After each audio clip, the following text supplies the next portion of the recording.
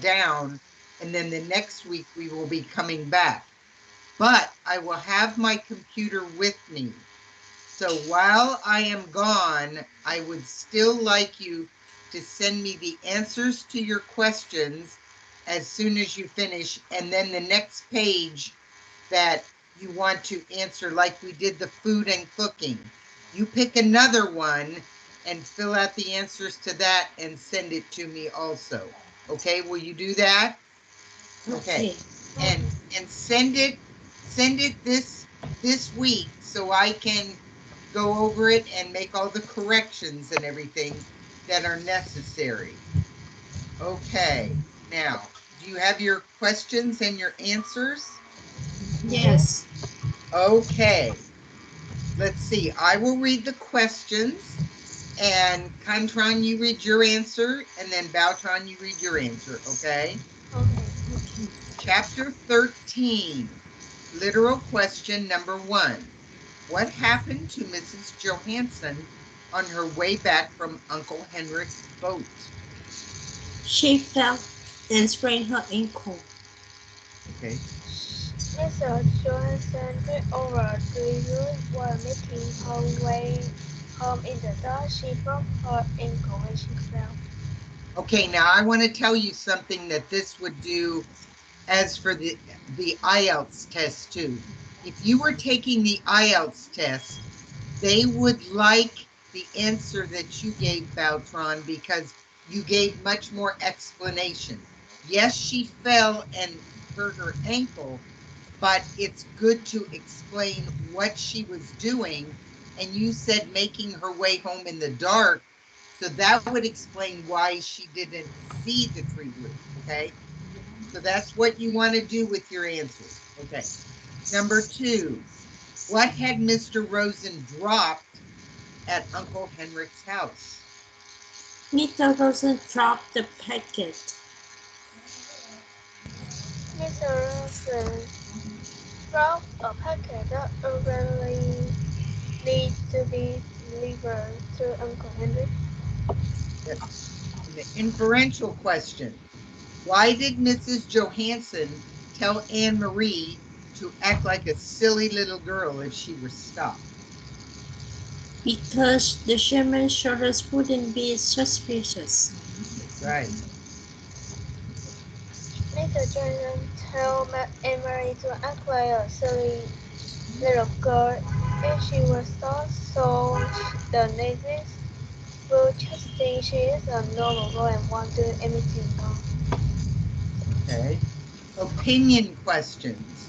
Number 1, what do you think Mrs. Johansen meant when she said that it may all have been for nothing when she spotted the parcel? She meant that they need a packet so he can set sail. Right. Uncle Henrik needs the packet so he can set sail. Without the packet, all the effort will have been for naught because Mama has broken her ankle. She sent Annemarie to deliver the packet. Right. And when it says all their efforts will have been for naught, it means nothing will be able to happen if they don't have the packet. Okay, number 2, why do you think Mrs. Johansen didn't tell Annemarie what she was really carrying to Uncle Henrik on the boat?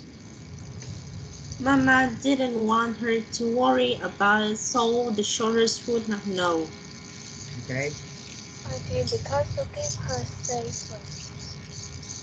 Okay, chapter 14, literal question number 1.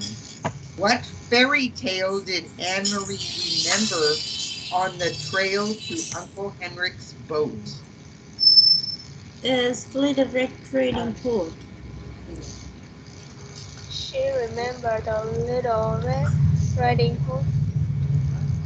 Number 2, describe what happened to Annemarie on the way to the boat. On the way to the boat, Emily runs into four shoulders and their dog. She heard a growl and four soldiers appeared. And the head, okay. And oh, and I wanted to say that I don't know if you've ever heard the little story Little Red Riding Hood, but she's carrying a basket through in Little Red Riding Hood. She's carrying a basket through the woods to her grandmother's house. So that was a kind of a fun story to remember. Okay, inferential. Number one, why did Annemarie choose this particular fairy tale? Annemarie chose Red Riding Hood because she had told it to Kirsty when she cuddled with her. Because she had told it to Kirsty when she cuddled with her. Why did Annemarie have to be brave when she met the soldiers? She had to be brave because she had to act like she was a helpless little girl. Because she had to act like she was a helpless little girl to save her friends and family. An opinion. How would you have reacted to meeting the German soldiers? Maybe I would have a scary feeling. I think I have to become and brave to meet them. Yes, I think that would be a scary thing, especially for a young girl. So, okay, now let's get ready to read the book. Let me get the book out. Okay, and we'll start at chapter 15. Tran, would you like to start? My dogs smell meat. Okay. 15. My dog smells meat. Annemarie smiled raised. She remembered what her mother had said. If anyone stops you, you must pretend to be nothing more than a silly little girl. She started at the shoulders. She remembered how she had started at the others, frightened when they had stopped her on the street. Kirsty hadn't been frightened. Kirsty had been well.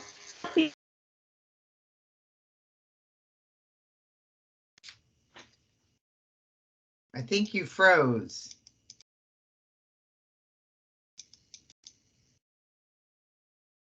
I think she froze.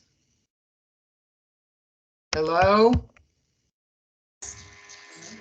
There, you froze and we couldn't hear you. Would you go back up to Kirsty hadn't been frightened? Okay, Kirsty hadn't been frightened.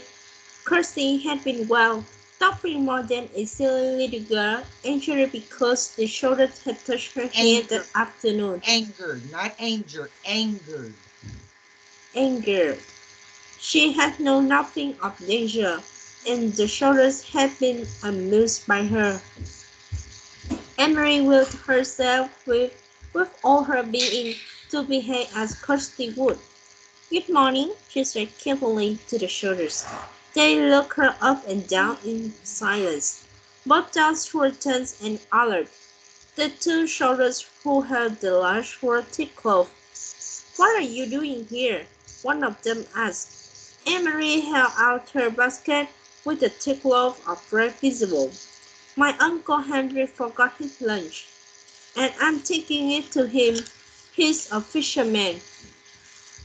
The soldiers were looking around, their eyes closed behind her, and scanned the bush on either side.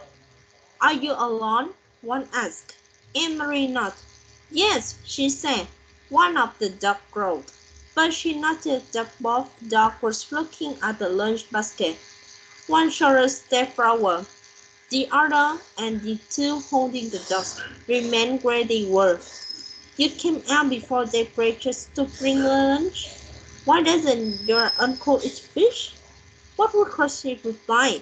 Annemarie tried to giggle the way her sister might. Uncle Henrik doesn't even like fish, she said, laughing.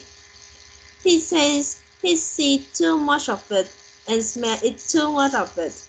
Anyway, he wouldn't eat it raw. She made a face. Well, I suppose he would if he were starving. But Uncle Henry always has bread and cheese for lunch. Keep chattering, she told herself as Kirsty would. A silly little girl. I like fish, she went on. I like it the way my mother cooks it. Sometimes the roasted in breadcrumbs, and the shooter reached forward and grabbed the crisp loaf of bread from the basket. He examined it carefully. Then he broke it in half, pulling the two halves apart with his fist. That was in it, Kirsty, she knew. Don't, she said angrily. That's Uncle Henrik's bread. My mother picked it. The soldier ignored her. He tossed the two halves of the loaf to the ground, one half in front of each dog. They consumed it, snapping at the bread. Consumed. It means they ate it. They consumed it, each snapping at the bread and gulping it so that it was gone in an instant. Have you seen anyone in the woods? The soldier brought the questions at her. No, only you. Annemarie stared at him. What are you doing in the woods, anyway? You are making me late. Uncle Henrik spoke will leave before I get there with his lunch. One left of his lunch. The soldier picked up the wedge of cheese. He turned it over in his hand. He turned to three behind him and asked them something in their own language. One of them answered, "Nand," in a bold tone. Annemarie recognized the word. The man had replied, "No." He had probably been asked. Annemarie thought, "Do you want this? Or perhaps, should I give this to the dogs?" The soldier continued to hold the cheese. He tossed it back and dropped it in his hand. Annemarie gave an expiration sigh. "Could I go now, please?" Exasperated. That means she, like that. She gave an exasperated sigh. Annemarie gave an exasperated sigh. "Could I go now, please?" she asked impatiently. The soldier reached for the apple. He knotted its brown spot and made a face of disgust. "No meat?" he asked, glancing at the basket and the napkin that lay in its bottom. Annemarie gave him a withering look. "You know we have no meat," she said insolently. "Your army is all of Denmark's meat. Please, please," she implored in her mind, "don't leave the napkin." Okay, you want to stop there? Beltran, you want to read now? Okay. Annemarie gave him a withering look. "You know we have no meat," she said insolently. "Your army is all of Denmark's meat. Please, please," she implored in her mind, "don't leave the napkin." The soldier laughed. He dropped the bruised apple on the ground. One of the dogs leaned forward, pulling at his fleece, sniffed the apple, and stepped back.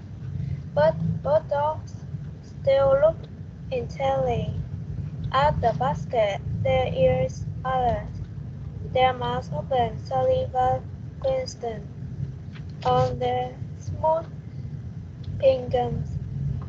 My dogs smell meat," the soldier said.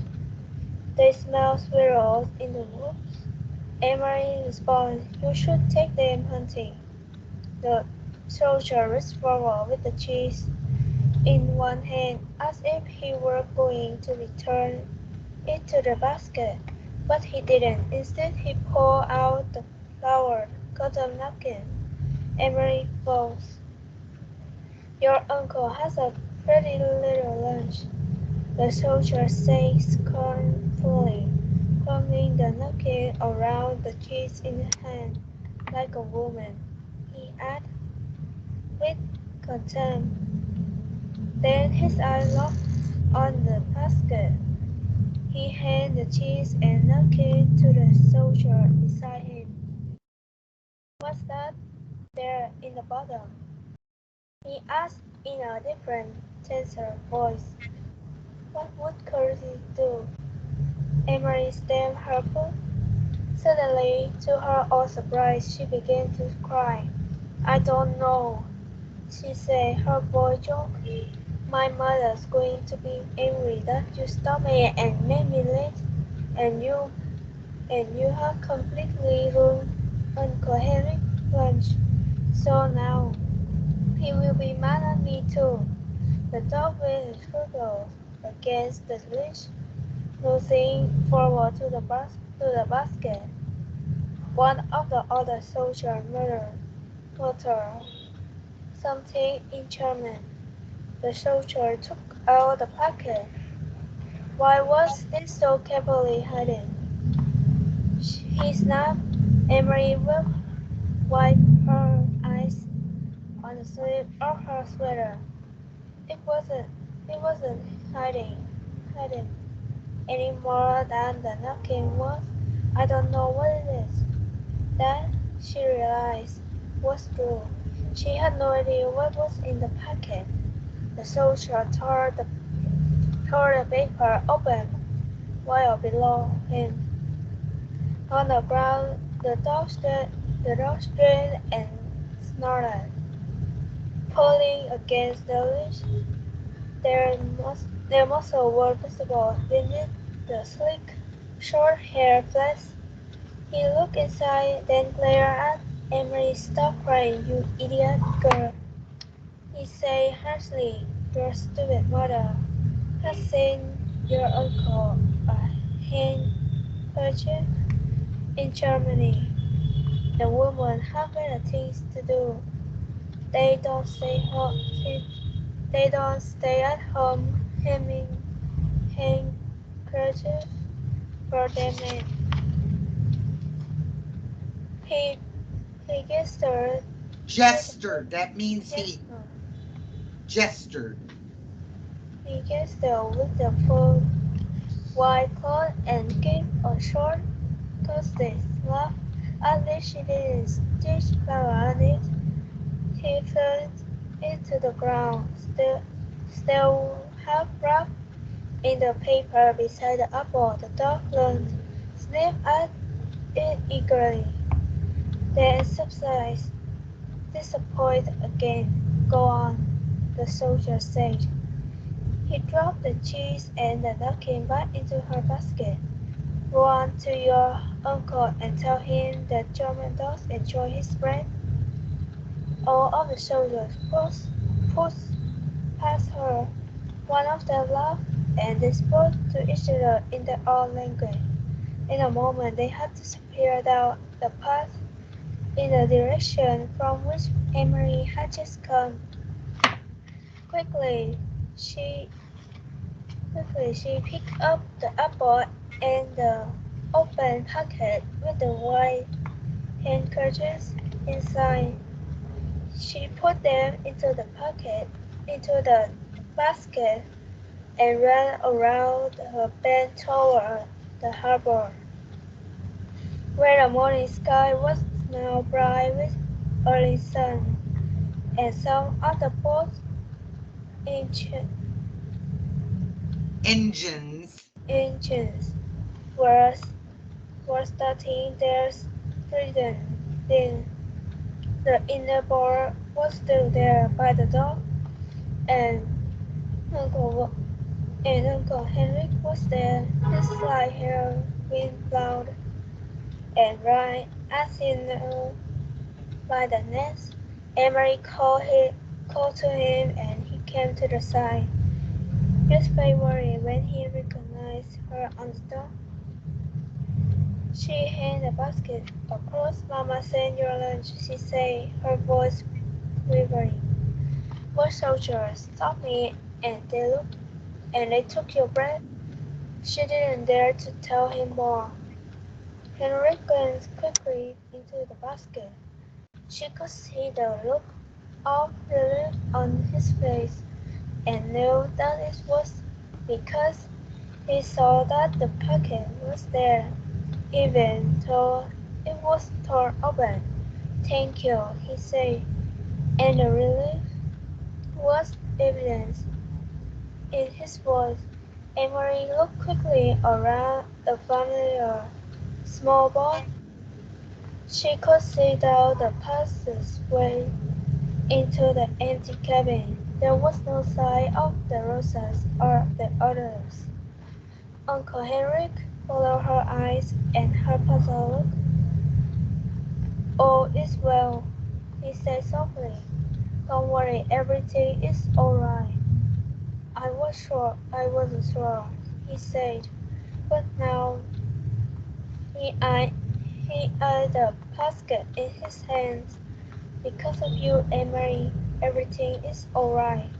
You run home now and tell your mama not to worry. I will see you this evening." He ran at her suddenly.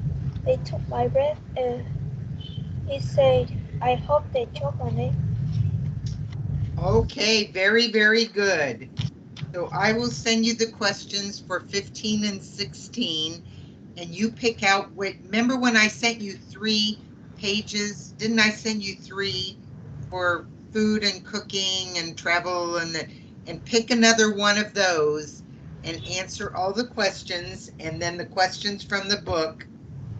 And I will miss seeing you, and I will see you again on the 30th of March, on Wednesday. Okay, and you have a good 2 weeks, and I will see you then. Okay? Okay. Bye. Bye.